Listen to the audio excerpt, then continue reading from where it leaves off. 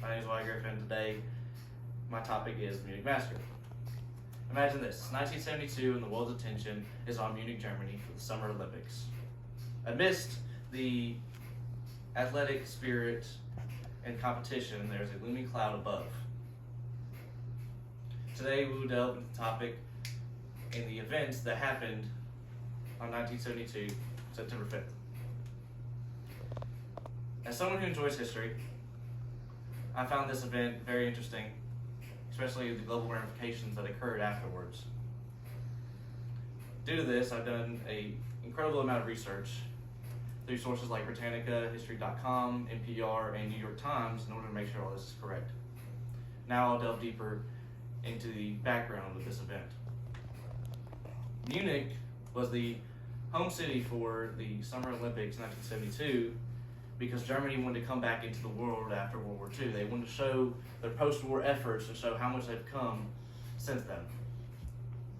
They wanted to show how far they've gotten by showing unity and peace, and by lowering security to show how open arms they were. This caused other issues and many complaints later through the events as people complained, saying that the security wasn't enough. Well, obviously this posed to be an issue on September 5th, 1972. That's when a terrorist group called the Black September, which was a group of 8 Palestinians, decided to attack an Israeli dorm full of 11 of the team members. 2 of which were killed immediately. One of them was castrated, and the other one was killed and thrown out into the streets. The other 9 were turned into hostages. These hostages were then used as negotiation efforts so they could get their political prisoners out. Well, this didn't really work well with the German police. The German police offered them unlimited money, but all it did was just increase their deadline in order to get more time before the hostages were killed off. Because they said by 9 a.m., every hour past then, they would kill a hostage.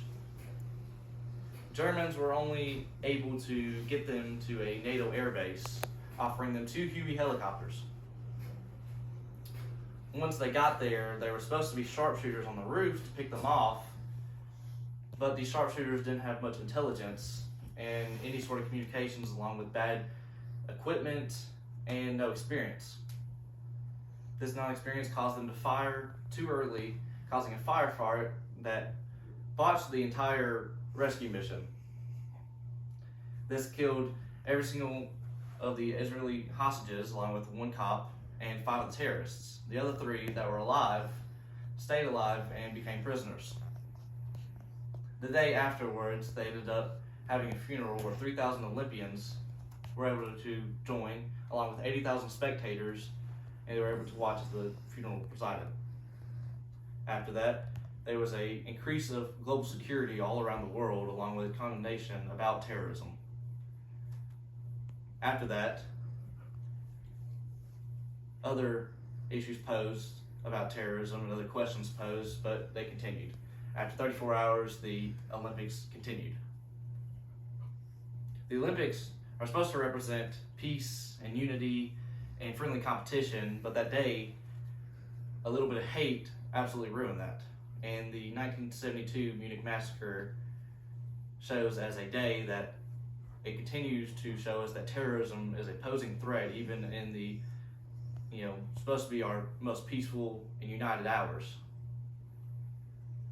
The only way now, 52 years later, that we can continue to honor and respect those people who died is to continue this peace and unity, to fight this adversity through terrorism, or of terrorism. Thank you. The end.